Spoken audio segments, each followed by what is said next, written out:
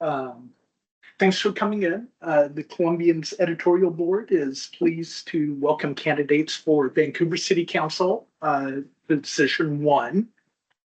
I'm Greg Jane. I'm the editorial page editor here at the Columbian. And as I believe we mentioned, this is being recorded. We will post it unedited on our website. I will let the other editorial board members introduce themselves, then we'll move on to the candidates. Start. I'm Bob Cameron, the editor. I'm Craig Brown, member of the editorial board. I'm Colleen Keller. I'm an assistant news editor at Columbian. Great. And as I said, now we'll move on to the candidates. Just for now, take 1 to 2 minutes, explain why you were running, what you would hope to accomplish, and then we will move on to specific policy questions. And we'll start with Poon. All right. I thank you, by the way, for having me. I grew up in Vancouver, graduated from Fort Vancouver High School, went to WSU, got a bachelor's from WSU. And then I went on to get my master's in psychology from University of Idaho.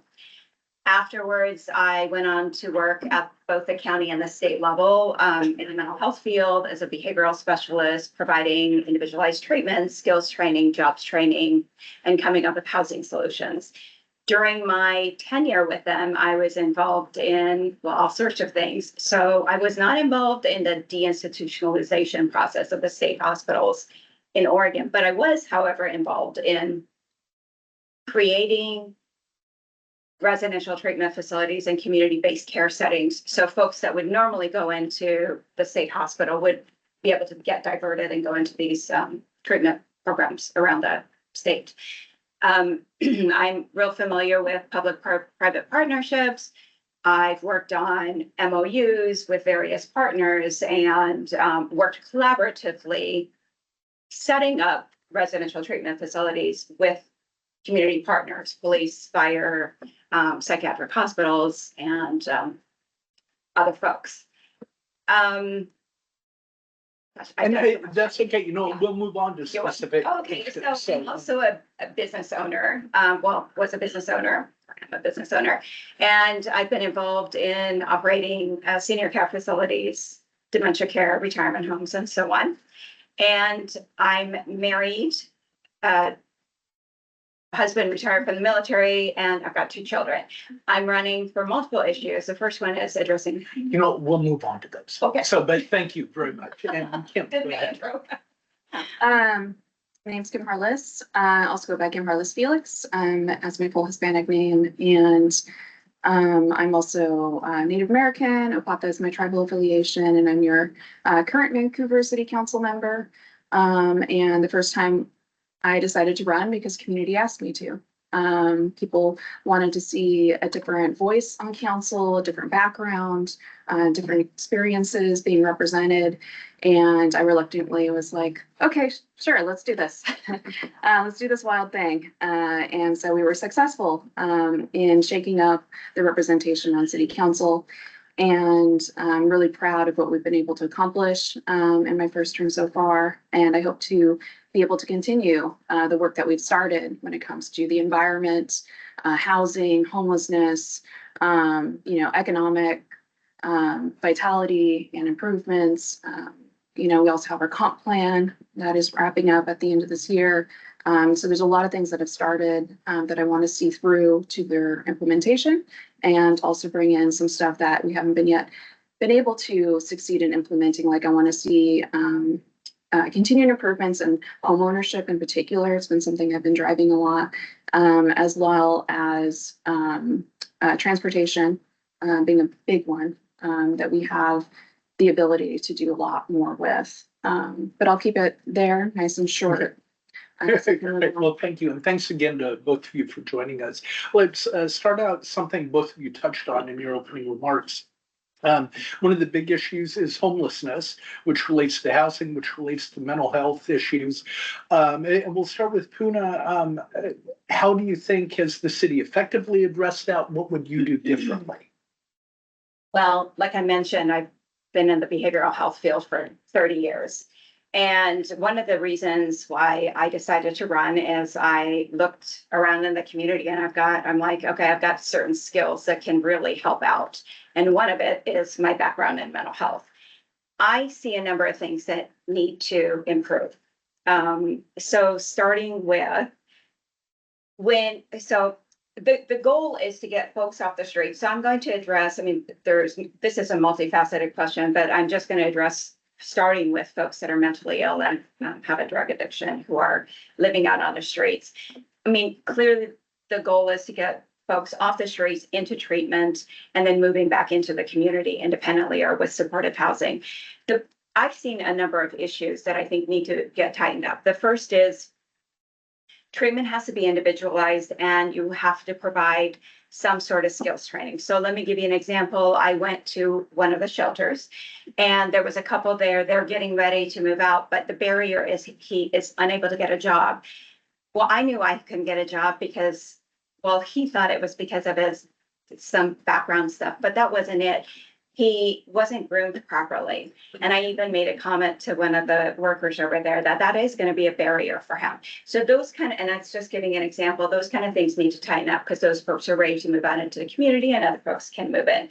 The second thing is we have a lot of community folks out there, but they're not intercommunicating and they're not working collaboratively, which is always a problem for treatment. So as an example, NAMI created this support group for folks and started calling community partners and asking them to send folks there. And they were getting resistance on people joining their support group. That's that goes into another tentacle.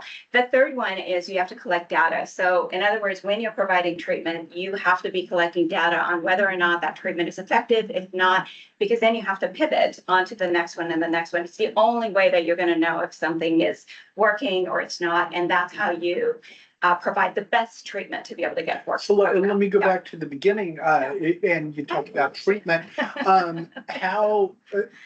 What kind of power does the city have to get people into treatment? What do you do if people decline to go to shelters or treatment or seek services? Well, let me give you the fourth one because that's a huge one, and that's accountability within the system. So the city's putting out money towards various organizations, but there isn't accountability. They need to be keeping track of data, with the graduation rates, so on and so forth. Because if you're giving money to somebody and there's only a 10% graduation rate, that signifies a problem, right? So we have to go in and fix it.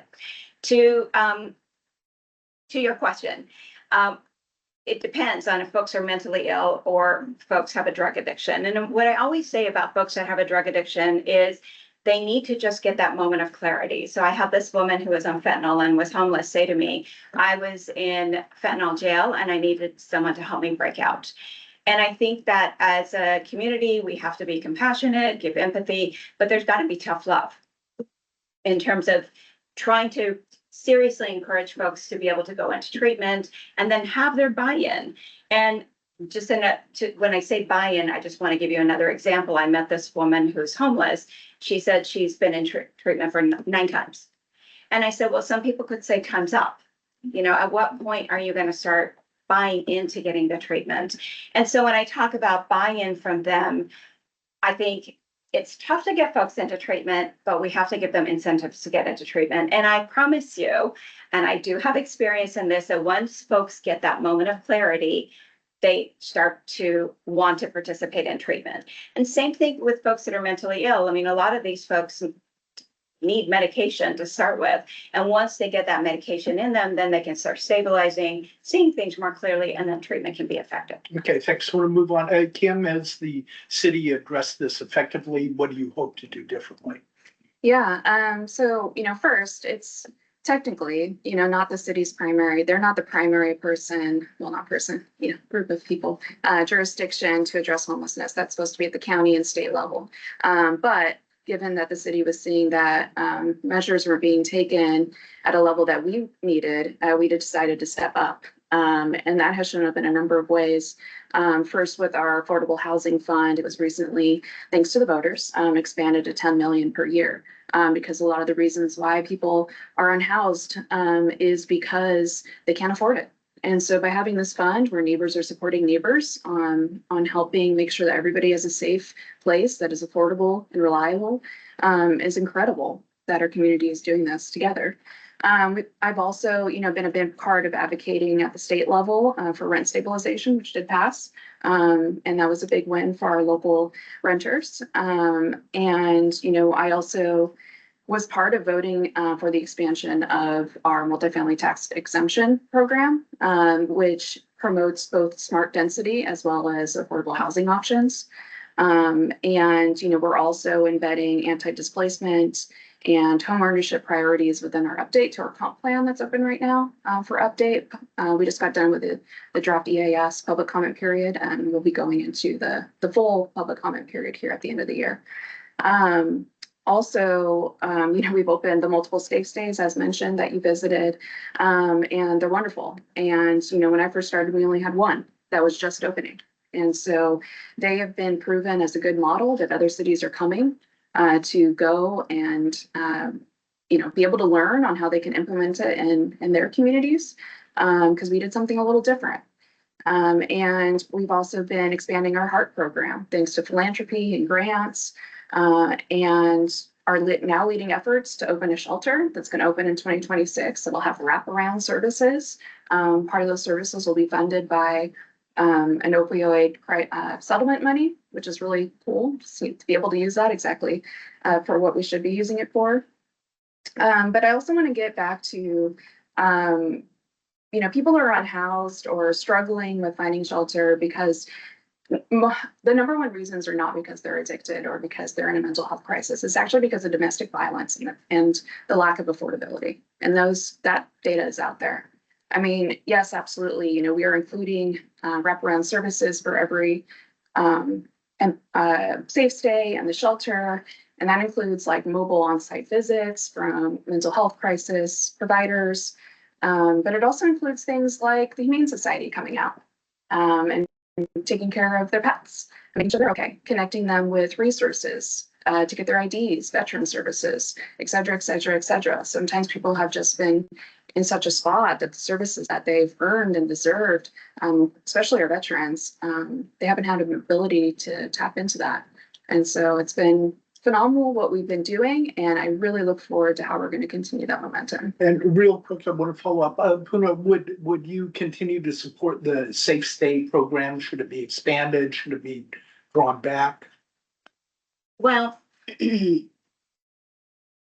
that's a tough question. Safe stays have been effective to a certain point because the city didn't have anything to provide at the time that they were created. Generally, when you want to create programs, it's best if you want to try to serve the most people you possibly can with the resources you have. So ideally, what should have happened is there would have been this power of foresight or been in prevention mode of creating the 120 bed shelter that they're creating now and starting with that model instead. As far as them continuing, they're not cost effective. I mean, you've got 20 folks in one safe stays, you've got staff around the clock, and then the other issue is, which again, I don't have a problem spending money, but when you've got a lot of folks and they're sleeping right around the corner, at some point we've got to start making things happen so we can address as many folks as we possibly can. But one of the issues is the safe stays, because they have portable toilets and showers and offices, it's costing a lot of money. It's running about $1.2 million per year. So if the safe stays are going to continue, then I would strongly recommend that they start putting in the plumbing to get out of this $1.2 million annual cost, because in 5 years, it's going to be over $5 million. And again, for me, it isn't the money, we've got a lot of folks that we have to address, and you want to come up with the best way to address as many folks as you can with the money that you have. As far as the shelter is concerned, I think that's going to be a great addition. It's going to be 120 beds. The cost of operations is going to be $7 million, I think 6 to 7 million per year. It's currently contracted with Do Good and Multnomah, which is having some problems. So I hope the city goes back and reevaluates that and sees if they would be a good option. I'm sorry, let me move on. Yeah. And Kim, you're in support of the bridge shelter. Oh, yeah, absolutely. Yeah. And actually, one of the few council members that lives in central Vancouver is just one neighborhood away. No NIMBYism here. So. Great, thank you, Colin. Let's sort of just segue into public safety. The one of the issues on the ballot is again to raise sales tax a little to benefit the police department. where do you all stand on that? Ken, let's start with you. Yeah, so I voted alongside, it was unanimous for our council to put it back on the ballot with a much smaller ask this time. That was feedback that we got from why it failed last time, was that it was too big of an ask at that time. And also, you know, people wanting more information. So we're going to try to do more community engagement. We did a good amount, but you know, you have to very carefully balance making sure that you're not campaigning for it, right? So there's that careful line of providing enough education about what it is without crossing the line into campaigning. So, so we'll be, you know, that information's already out there. Definitely in support. We're below the statistics for where we need to be for, you know, how many residents per, you know, officer. So this will be a way for us to get there. How about you? Well, I'm in support of it. So it's Prop 5 that's going on the ballot. It's going to, I think you mentioned sales tax. It's hitting property taxes. Property tax. Yeah, property taxes. I hope it passes. It's going to be adding 13 more officers and then some support staff, which would be great. It's going to go for 6 years and it's supposed to bring in about $6 million per year, which would be fantastic. There is another piece to all of this. The police's time is, if you look at their time, and I don't want to just focus on police, it's paramedics, fire, they're spending time, a portion of their time on encampments.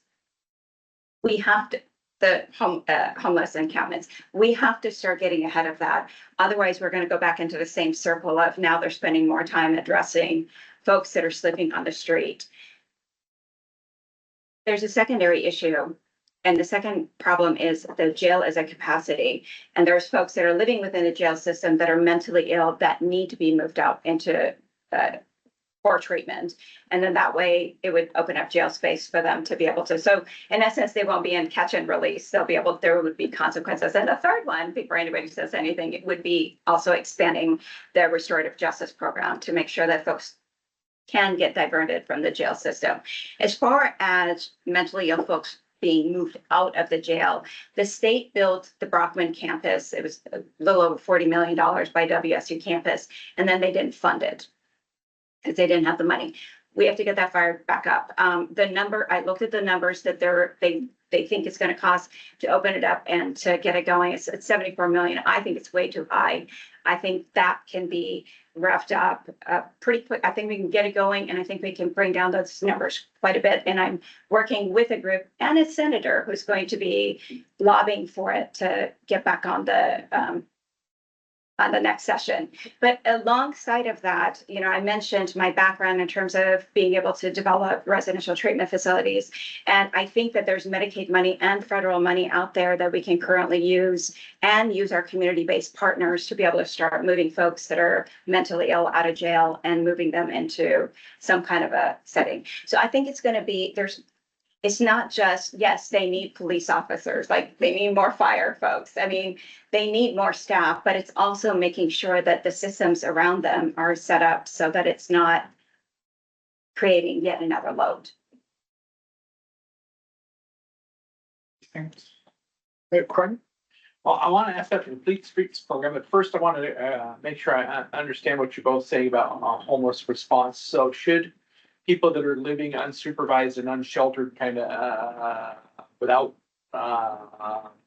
city intervention, should they be forced to go somewhere or forced to change their lifestyle, or should we continue to leave them be for now until we have more resources?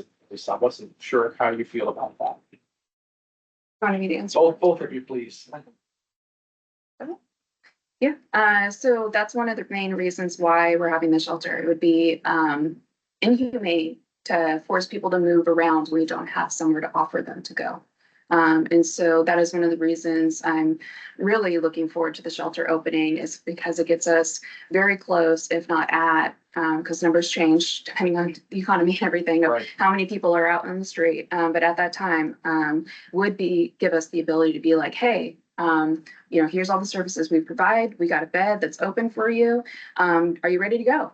And if not, They say, no, we like it here. yeah, that's when if we don't, right now, we don't have that ability, and it'd be inhumane to move them around. But once we have that shelter open, in my opinion, I'm going to be pushing forward that we do have that tough love approach, because we will be able to offer them a bed and a shelter and somewhere to go. But in the meantime, we're just shuffling them around, and the more we shuffle people around, the less we know where they're at. So then when something does become available, we can offer it to them.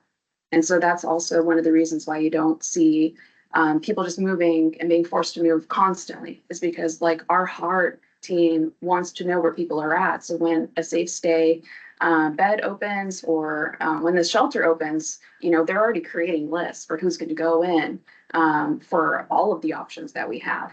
So the answer is yes, but you know, it's very convoluted and complicated, this issue is. So yeah, we do need to have that tough love approach once we actually have an option to be able to provide them to get them off the street. Okay, what are your thoughts? Well, the shelter only has 120 beds.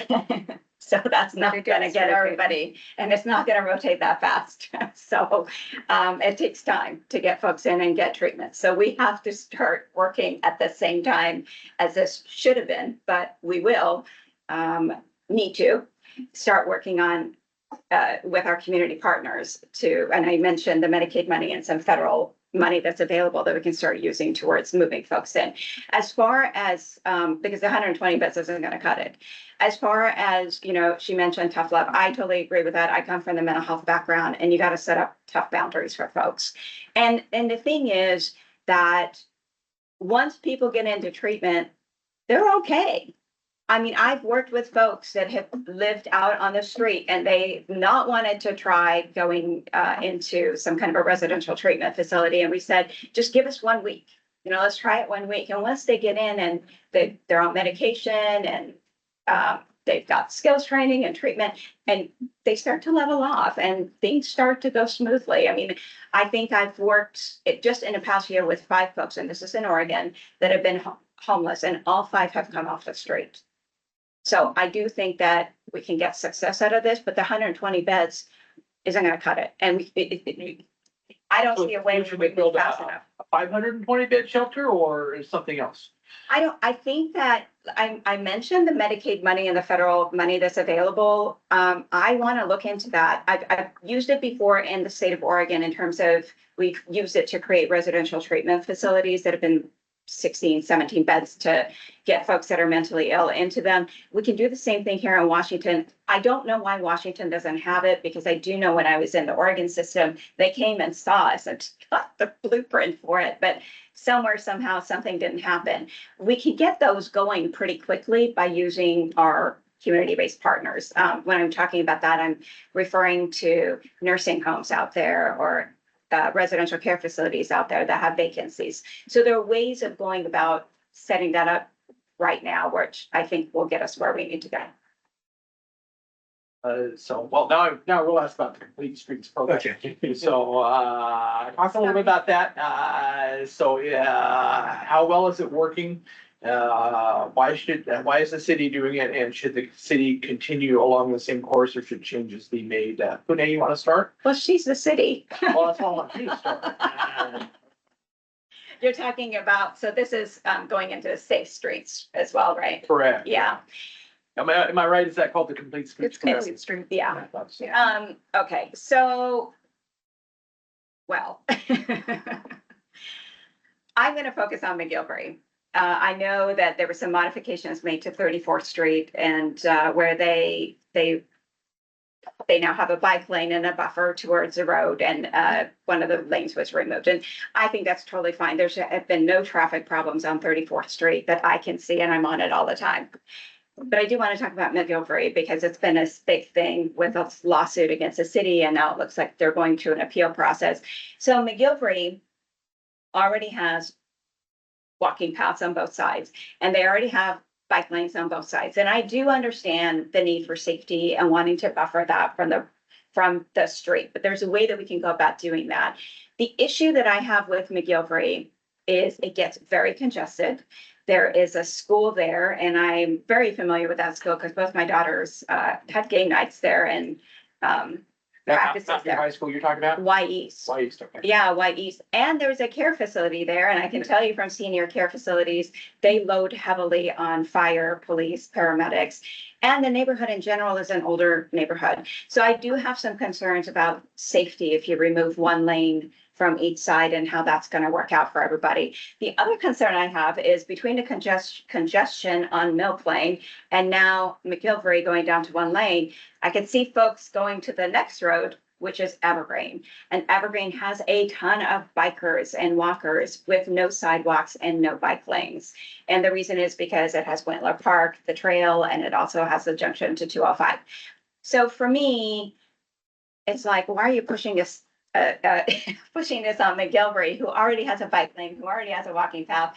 If you got the money, then there are several neighbors that would love to have at least a walking path, if not some speed bumps. So.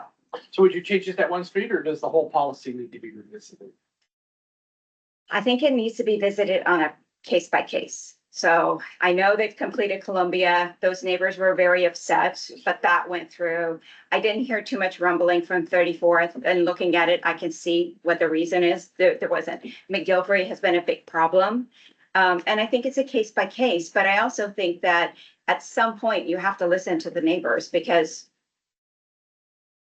it's their community and they know best what they need. Thank you. Kim, you want to answer the question? Yeah, absolutely. Well, first, definitely a big supporter of complete streets. And we do listen to the people. We do pretty robust outreach, whether that's, mailers, signage that's out in community, social media, you name it, everything that's at our disposal that's, not too expensive. We do have a limited budget. We try to reach people, but if people don't see those things, it's hard. People feel like maybe they weren't reached out to because they didn't see it. Maybe they threw away that postcard, like many of us do when we check our mail and there's just a bunch of stuff to throw away, or didn't realize what it was really talking about. Just saw a pretty picture or something. That was I love our communications team. I think they do beautiful work. But we did learn a lot in how, even though we feel that, or the city staff feels that they did pretty good, robust outreach, doesn't necessarily mean that people feel that way. So we need to always make sure that neighbors do feel that they had a lot of options open to them. There are workshops and other avenues that were available for McGilvery, and the data that came in definitely supported, through surveys, that it was something that the neighborhood agreed with. But you always have local community members, and it's really good to have people that are civically engaged like that. Even if there's disagreement, I'm really excited to see people civically engaged. And so again, lots of lessons learned, and I think, that project's not in yet. And so we'll continue to move forward in partnership with community. When it comes to. So you'd like the project to move forward as designed, is that what? I don't want to read too much into what you just said.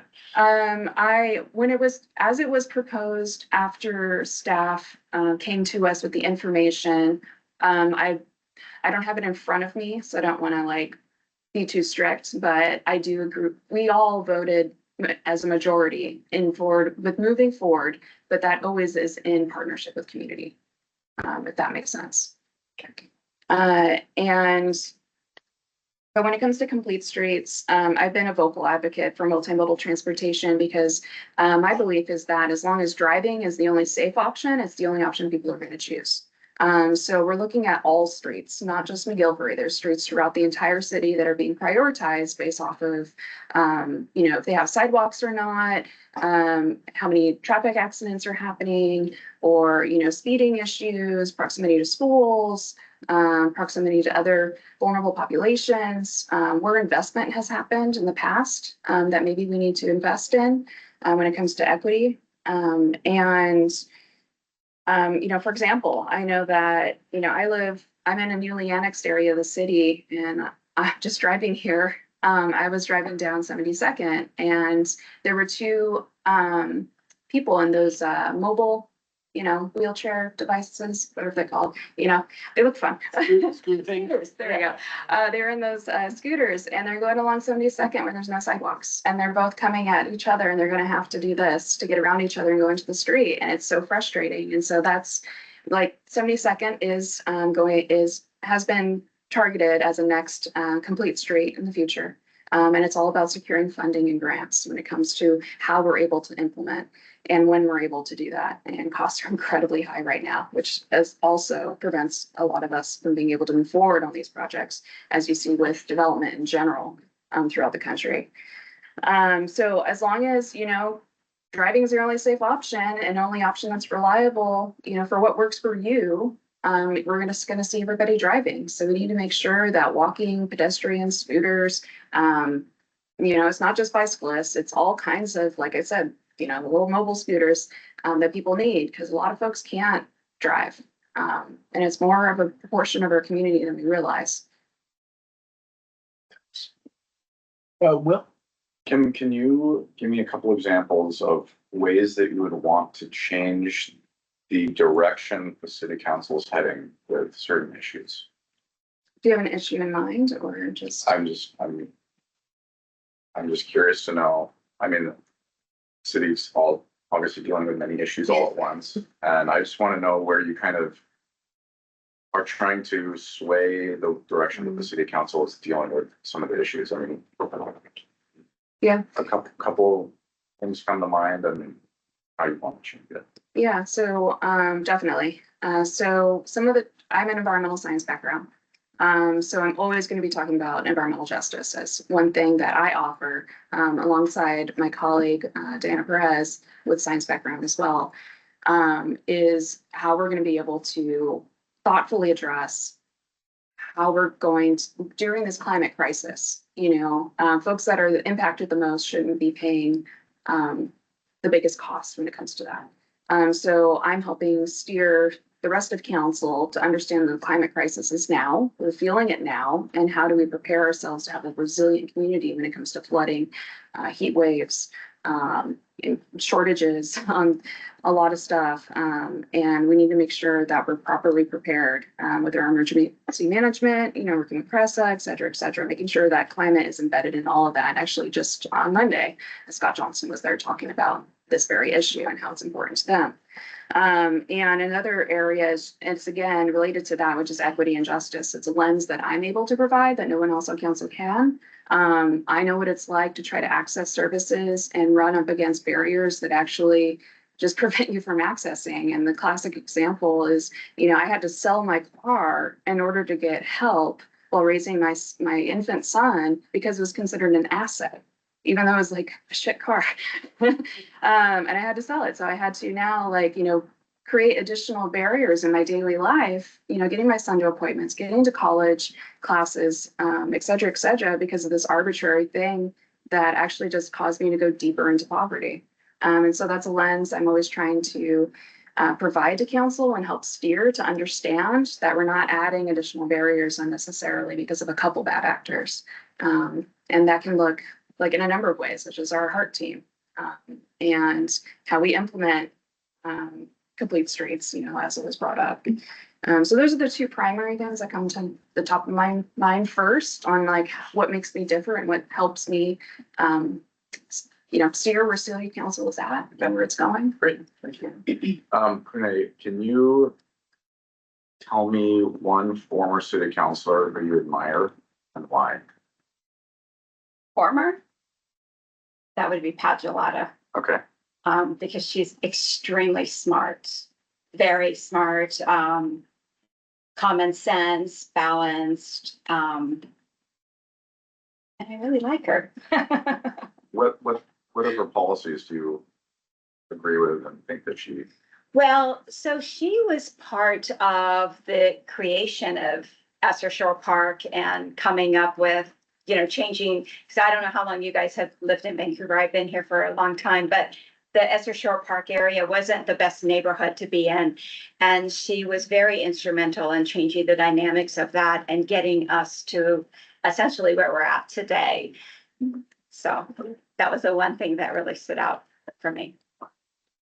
And she did it with community partners. So she literally, and she also created the children's justice system. So she was very active. Thank you. Well, anything? No, no. Question for one at a time. Pune, I think you're both articulate, well-informed, you're both strong candidates, but how do you set yourself apart from the incumbent? What makes you different? Well, I started off with saying that I have a master's in psychology and I've been in the behavioral health field. And the fact is, if you look at the numbers around homelessness, the cost is going up and the numbers of folks that are homeless is going up. So we're going in the wrong direction. And I feel like I would be the only person on city council with a mental health background with solutions to quickly get in and start addressing what's going on. And so you think that would give you a different approach from what Kim Yes, has? I do. Yes, I do. And the second thing is, we have a cost of living issue in Vancouver, and I am a business owner, so I empathize and I know what some of the barriers are there that need to be addressed. I've looked at the budget, and I think you guys are all aware that the city ended up with a $43 million shortfall. And I've looked at the budget passed. It passed with, there were certain folks that were questioning the budget before it passed, but it ended up passing. But the issue was, if you look through the budget, there were drivers in there that should have given them pause. Unfortunately, the budget passed, and the aftermath was that the city then turned around and increased, of course, property taxes, which is going to happen, but other things were water, sewer, cable, parking, movie theater, and the list goes on. And the issue that I have is that the changes that were made disproportionately impact folks that are low income, on a fixed income, and middle class. People can't keep taking on higher costs. And to me, I would have done things differently. So I would have gotten ahead of this. And then there's also another issue, things like parking. You know, they passed the parking fee, they increased the parking fee, and then they expanded the parking. And I would be concerned with that, including putting it in front of community centers and churches. And I would be concerned with that just from the standpoint of, you know, if you want to go out to dinner, are you going to pay to go out to dinner for parking, or are you going to go out to dinner? And so my question is, how is that impacting business owners? Because if it's impacting business owners and the revenue's dropping, then it's just going to it's going to decrease and go right back to the city and decrease revenue. So you're just going out in circles. That brings up, Kim, what are your thoughts about the paid parking on weekends? Yeah, so Vancouver has been very successful. And what has happened by having parking, where basically what it created was you could come into Vancouver downtown and you could park on a Friday night and keep your car there all the way until Monday morning. And so imagine these parking spots filled that long on our busy weekends, not getting turnover, and it was definitely happening. Is there any data? How often was that happening? Well, there is data out there on turnover. And so there was very little turnover on the weekends. And so that was why staff came up to us and they're like, hey, we're reaching this tipping point. We're starting to see that, you know, people aren't able to find parking to go to the farmer's market, to visit our downtown locations. You know, we have very limited on tools. And one of the primary tools you can do is to actually just start charging for parking on the weekends. And so that was an option that was presented to council. We took it very seriously, looking into it, and the data supported it. And so we've already gotten feedback from people saying like, hey, I was able to find parking much closer to the farmer's market this time. I was able to find parking to go and visit these locations. And right now it's just south. It's only one portion of downtown as kind of a test. And, you know, that will come out with more data for us to continue to evaluate what further implementation would look like, or even, you know, recess it farther. Maybe Sundays become free if the data doesn't support it, that they're paid. I know that was something both me and Councilmember Fox brought up. I was also concerned about some of the rules related to how you wouldn't be, if you paid for parking, so you paid for a parking spot, and you moved your car and you're like, oh no, actually, this is not where we meant to go. We need to go to that other part of the city. You would have to pay for parking again. And I didn't agree with that. And neither did Councilmember Fox. However, we were outvoted. And so that went through regardless. And so, you know, I think it's a tool that cities, you know, don't take lightly on implementation, but it does improve that turnover. So more people can access the wonderful downtown that we have. You know, that's people coming from all over, not just Vancouver residents, but people from across the river spending dollars in our community. You know, farther up north, east, west, people are coming to downtown Vancouver because it's beautiful and it's wonderful. And we want people to have access to it. Okay, thanks. And then my specific question for you is, you've been accused of unethical behavior regarding the awarding of city grants. What's your response to that? Well, first I want to explain that process. So there's a process to submit an ethics complaint, and then it can kind of go into two buckets. One of them is like a direct conflict of interest, and one is something called an appearance.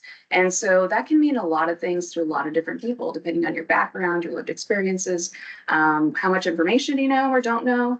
And so the process, so you submit it, the attorney, you know, takes that complaint, submits a memo to city council. Because of the circumstances, that had to go to an outside attorney, because I do get consultation. I often go to the attorneys for guidance on what I should, you know, when things come up, what I should and shouldn't be doing.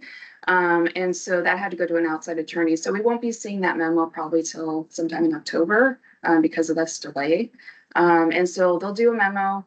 Then council will decide what to do from there. And that can be a long list of things. Like they can go to a hearings examiner where it's actually investigated. So the memo, they don't do an investigation. They just look at the ethics complaint. And from there, yeah, city can either do a hearings examiner and actually do an investigation, or they can just do a slap on the wrist. They can throw it out. It can be a number of things that are in there. So it's a little early for me because I don't want to get ahead of the game, but what I can say is presenting the facts. There are incorrect things in that ethics complaint, very clearly incorrect. And also I feel like it was a violation of my personal life and my privacy. The way that they obtain data, like through private investigation, seems really sketchy to me. And all votes were unanimous. And if you actually watch those meetings, which is interesting that they don't actually mention the meetings themselves, if you actually watch those meetings of the committee when they decide how to allocate the lodging tax, I'm not speaking in favor. I do what a chair is supposed to do, which is deliberate the meeting, make sure everybody has the opportunity to speak, make sure we're on time. And I mostly stay out of it because we appoint them to be on the committee to represent where this tax dollars should go. And so if you watch the meeting, you'll see I vote last, and I'm not advocating for anybody, including the application that was mentioned in that ethics complaint. Also, you know, these are nonprofits, and a lot of them aren't making money and definitely aren't paying themselves. And, you know, who I'm dating at what point is, you know, if it's not a marriage and I'm not, you know, getting any financial benefit out of it, in my opinion, it's like, that's my personal life, who I'm dating. So it felt like a violation, truly. And it was very hurtful and honestly scary. And I had to double check everything that was public because I felt like, again, it was kind of creepy and gross. So again, all the facts are there. It was a unanimous vote. I always vote last. City council then voted unanimous. There were multiple touch points. I'm always talking to the lawyer about, you know, hey, you know, if there's ever anything that feels in any way could be something, I'm always checking in with them. And, you know, not married, so there's no financial benefit. Going forward, do you expect you would continue to chair that meeting and vote in a similar situation? So I think that was one of the annoying aspects of this too, because they kind of jumped ahead in their accusations of where the status was of our relationship. And again, this is really awkward. I'm very personal person. I don't want to talk about my personal life, but earlier this year and this spring, we decided to go into a more serious relationship. And so we got engaged and he just moved in, and that's this year. And so, you know, LTAC just opened up their application process, and part of that process is, yeah, I was going to talk to the lawyer, obviously. And, you know, whenever there's anything like that, you always talk with your attorney. That's what the city attorney's for. So they kind of jumped ahead on my personal relationship, and that was my plan, obviously. And so, you know, probably what will happen as far as, well, it's up to council. again, when that decision comes forward in October. If it does just, slap on the wrist or whatever that might be, I hope that I can continue to chair LTAC because of the huge strides LTAC has made under my being chair. So for example, when I first started, I was blown away at how subjective how the committee came to its decisions. It wasn't based on any metrics. It wasn't based on anything. It was just the committee just saying like, oh, this one sounds good. Oh yeah, I went to their event. It was awesome. Yeah, we should definitely give them money. And I was like, this is not cool. We need to put some processes in here. And so now we have a grading matrix. So depending on different categories, each committee member scores like you would do like in an RFP process. And so now there's actually numbers assigned to the applicants so that the committee can be better informed on their decision making. And also Visit Vancouver helps with that economic footprint and actually double checking the application because the application asks them like, how many hotel stays do you think that your event will produce? And we just would see these wild ranges and have no actual ability to figure out if they were where it wouldn't actually be. So now Visit Vancouver helps. We also have hotelers on the committee that help in figuring that out. So I would hope that I could continue with LTAC because another one of the great successes I've made too was creating a smaller cultural access program as part of the grant. So instead of, you think of the Day of the Dead ceremony that's in Esther Shore Park, they would have had to go through the full grant process, which is a little cumbersome because again, you can get a significant amount of money with the right application. And like, the Hilton was, they used the LTAC money for years. So that's kind of the potential. So we have these processes in place, but that's not fair to these small cultural events, so we created a smaller, if you're only asking up to 5K, I think was last time, you don't have to go through that lengthy process for something that's definitely increasing our tourism. So those are two big wins. So I hope to be able to continue to chair that LTAC committee, but also if not, I feel like I left a good legacy. Great. Thank you. Colin? The I-5 bridge, of course, a huge issue here and will be for a long time to come. How, for both of you, how do you feel the city has managed its part in this so far? What would you like to see happen in the future as this bridge project progresses? Panay, let's start with you. Well, I can only, so it's outside of city council's purview right now. It's in the hands of ODOT and CTRAN. So I just want to clarify that. But Vancouver is part of C-Trans. It is, but it's not, city council is not, like, I don't think I would be, but let me tell you where it's at because this thing changes every day to where I can't even keep up with it. So essentially there's a plan to put in a new bridge. And with that, the plans were to put in a light rail connecting of course, Vancouver to Portland. There was a grant associated with building the bridge and the light rail. That grant hasn't come in yet. So to my knowledge, they have not received the accreditation paperwork. Now, I do know that there was a bit of a snag in it because the cost for the light rail came in for the maintenance and operations cost, starting at about $21 million a year. That would equate to about $6.8 or $7 million going to the city of Vancouver because it doesn't look like the partners are going to participate. To me, it sounds like from everything I'm hearing, that's given folks some pause as to whether or not they want to continue with the light rail or whether or not they want to go in with a dedicated lane with a speed bus that would be much cheaper. But that's where my understanding is that the discussions are at. But what would be your they don't personal have a plan. preference? Would you personally prefer light rail? Here's my concern. Vancouver is facing a cost of living problem. I mean, affordability is not there. People are struggling to pay their bills. And you add on light rail with $7 million to Vancouver, essentially. And, I've worked in government, so that's starting. It could keep climbing after that. And we don't know what happens in 5 years. And that ends up going to the folks in Vancouver. There's only 200,000 people that live here. So I don't have a personal preference. I just worry that we're getting to a point where people can't survive. I mean, gas is now at $5. We've got Prop 5 coming up. They just passed the library measure. The city just put in all these cost of living increases. Essentially, we're having an affordability problem with housing. So I just don't know how much, so to answer your question, it's not a personal thing. For me, I'm concerned about how are folks gonna hang on. Colleen. Kim, what's your take on I-5 bridge? Yeah, this, as just mentioned, the city doesn't have a very direct, however, we do sit, on C-Tran, which is a big part. And that's going through its situation right now. And part of that is, I believe it was last meeting, was able to push forward that C-Tran could, have talks with TriMet about what that might look like. It doesn't commit them to doing any funding, but it at least allows a conversation, which you don't know where you're at unless you actually have a conversation. I definitely support, we need a bridge. It needs to happen. That thing's going to collapse any little shake or rumble, and then we're going to be disconnected.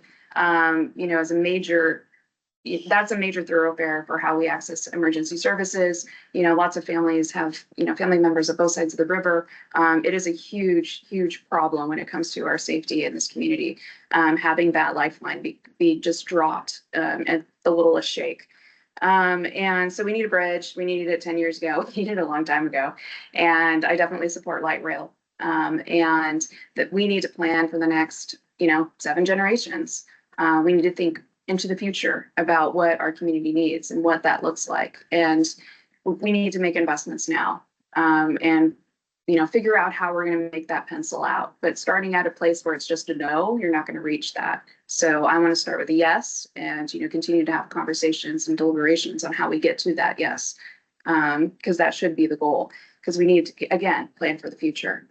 And it, as was related to something I talked about earlier, which is as long as driving is your only safe option, it's the only option you're going to choose. So we need, right now there is some rapid bus transit, or express services over the bridge, and there will be more rapid bus transit as planned.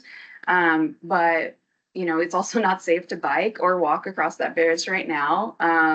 I dare anybody to do that now. It is not fun, and very scary. And so it's not just about light rail, it's about all modes of transportation and providing the freedom of choice when it comes to how you want to get from point A to point B. And it'll open up Vancouver to being to more people, to be able to introduce to the vibrancy that we have here, to have tourism here.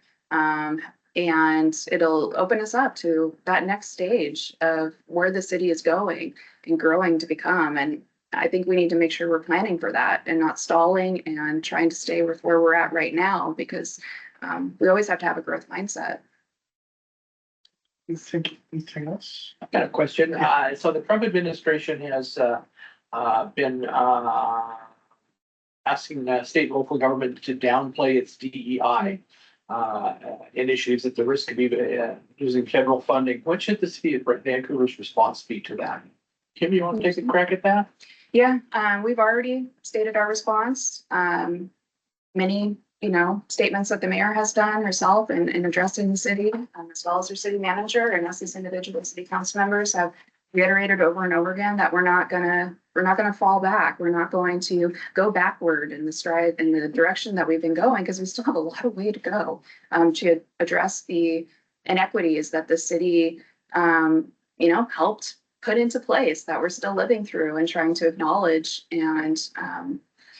And so that's been our stance. And we're not going to be out there making headlines about it. That's not our goal. We don't want to target on our back, but we also aren't going to fall back unless, well, hopefully we will never be in a place where we will feel like we need to. But if something were to happen, and staff has already been on top of this, of letting us know if something comes down, so that we can have that conversation when it happens and really look at what our options are. Maybe it's some clever, creative writing on how we get around it.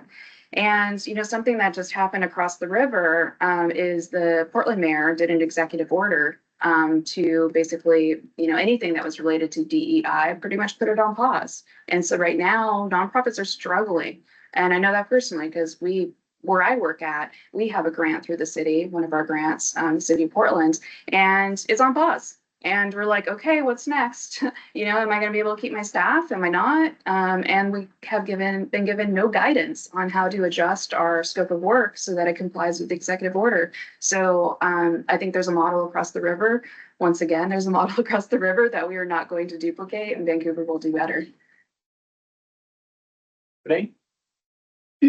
Well, I think this is gonna come down to the state level, right? So at some point, Governor Ferguson's gonna have to make a decision as to how hard he wants to push back. Having said that, though, on the DEI issue, I do have an idea of how we could work around that. A lot of businesses have moved to the model of having their HR departments take over the tasks of what DEI was doing. And I don't see a reason why that can't happen if it goes to the point where they have to. And I'm going to give you an example. There was a local mental health group in Oregon that just lost $40 million in funding because they would not roll back their DEI stuff. So I can't speak for Governor Ferguson. I don't know what his position is. I know what his position is going to be. I just don't know how much he's what his stance is going to be in terms of how much he wants to fight. But as far as the city's concerned, we can accomplish the same exact goals by having the various HR departments take over without, I don't see any issues with that. So you mean not have a written policy, but just kind of have a unwritten policy in the HR department? Well, you know, you can have a written policy. I mean, people need to do the right thing and they need to hire the person that's qualified for the job.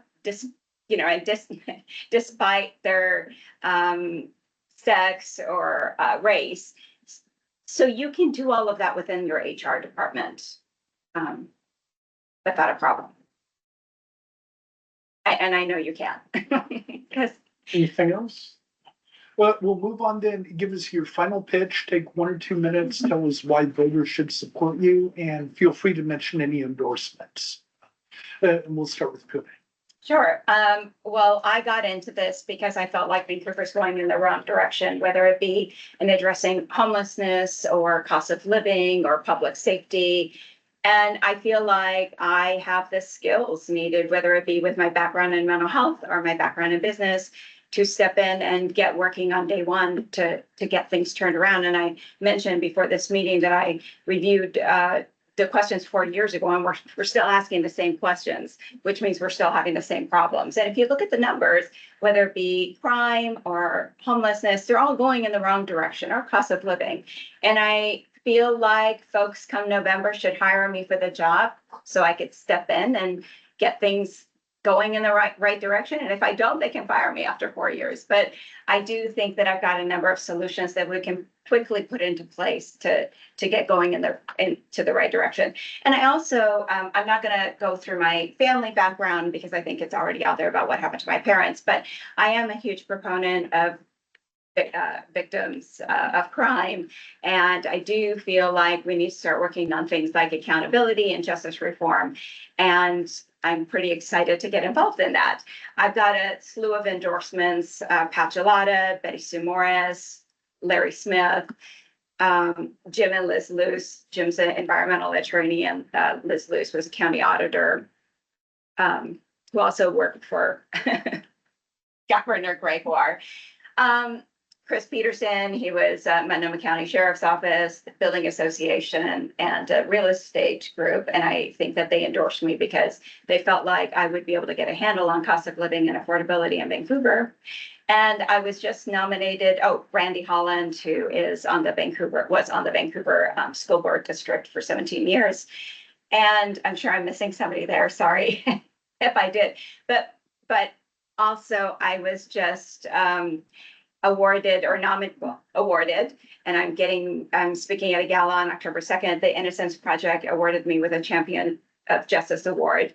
And they said it was one of the highest honors that the Northwest Innocence Project has ever given to somebody. And I'm quite honored about that because that means that they trust that I'm going to continue to be a champion for justice and keep things moving forward, which I'm excited to do. So overall, things haven't changed much in the last 4 years. I know systems move slow, but I'm fast, and I think I'd be a great addition to City Council. There are some folks there that are very good, and it's time to get me in there so we can start changing the tide and getting stuff done together. Great, thank you. And Kim, why should voters support you? Yeah, well, first of all, they already have.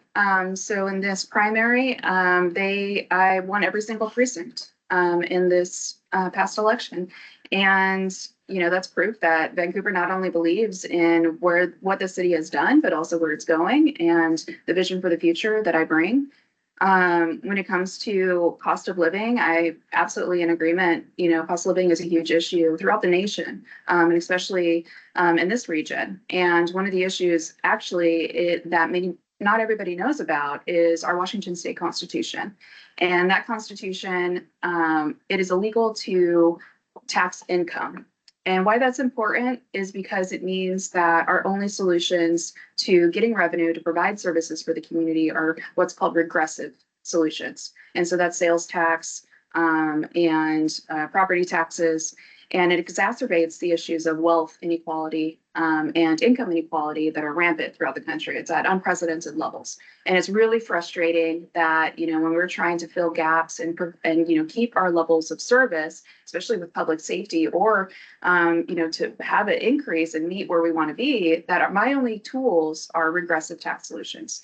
And that makes the cost of living situation worse. And it's frustrating. And so me, working with others, we're going to be trying to come up with better solutions. And that's going to include lobbying at the state level. And, I've been doing that already, utilizing my position. And, I do have the endorsement of a number of Washington State representatives and senators, such as Adrian Cortez, Sharon Wiley, Monica Stonier. And in addition, that's really helpful when you have a majority of the 49th that is in support of you and part of the 18th too. I'm also endorsed by Councilor Will Fuentes. I've known Sue Marshall for a very long time. And when we did food justice work together and agricultural work together. And so I have a good relationship with our county council already too. And also I have a good relationship with my fellow council members. So I am endorsed by Deanna Perez and Ty Stover. And, we continue to work together to try to get these issues solved and move forward. And I'm really proud of that, my council members are supporting me. Also endorsed by our public safety. So both the firefighters as well as the police union are in support of me. And, I've been a strong advocate for ensuring that our community is safe and doing it through a lens that includes equity as well. So I'm really proud to have endorsements from what some would consider both sides of the aisle in a sense. Supporting officer wellness while also accountability is really important for this community. And also a majority of our Vancouver Port Commissioners also have endorsed me. So that's Don Orange and Eric LeBrant.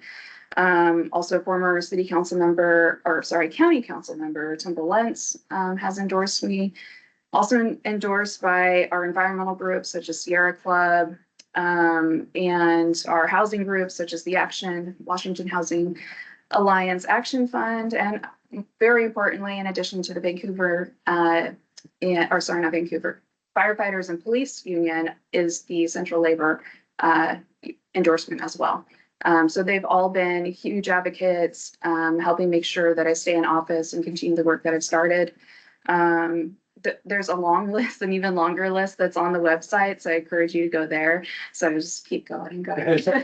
And so I'm really proud of this community building and the people that are endorsing this reelection, who see this future that I dream for this community, and they want to jump along and make sure that happens. I'm proud of who I am and where I've come from and who I've come to be. And I just want to offer that back to community, the experiences and the skill sets, and especially the skill sets I've learned in the last 4 years, because those are just insanely valuable. So you're not starting from scratch. And so, yeah, I look forward to re-election and continuing everything that I've started. Great. Well, thank you. Thanks to both of you. Thank you.